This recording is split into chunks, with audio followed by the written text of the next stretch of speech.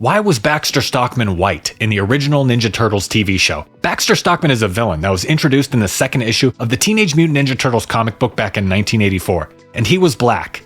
You can see in this panel from the comic that April O'Neil is white and Baxter Stockman is black. So why was Baxter Stockman white in the original 1987 Turtles cartoon?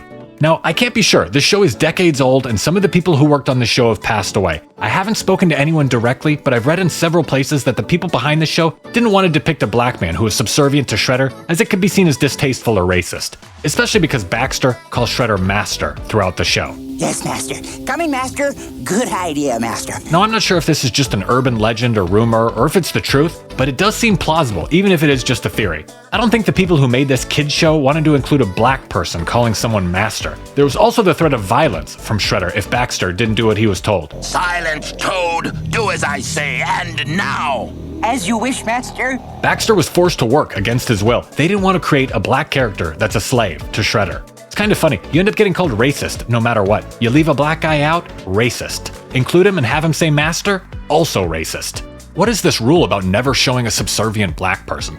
Do black people always have to be defiant and belligerent, even on TV? Strong depictions only? So we're never allowed to portray a meek, submissive black guy ever? You want to depict a black guy as a gun-toting, gang-banging, drug-dealing smack-a-hoe, locked up in prison for life, drag on society? Perfectly fine. But you want to show a black guy with a job, who listens to his boss and does what he's told? Not allowed. It seems like some people will complain no matter what. Maybe the TV people thought it would be problematic for Shredder to abuse a submissive black man. But apparently they had no problem with Shredder abusing a white guy. Hollywood has no problem abusing white people. The original creators of the TMNT were actually kind of free-thinking by including a black antagonist. The original creators were white, in a very white part of a white country. When they wrote the second TMNT issue and created Baxter Stockman in Dover, New Hampshire, Dover was only 0.43% black. Dover, New Hampshire just sounds white. It was kind of crazy they included Baxter in the comic. It wasn't that crazy that the TV show wanted to change him to match the demographics of the country. The country was about 80% white in the 80s when the show was made.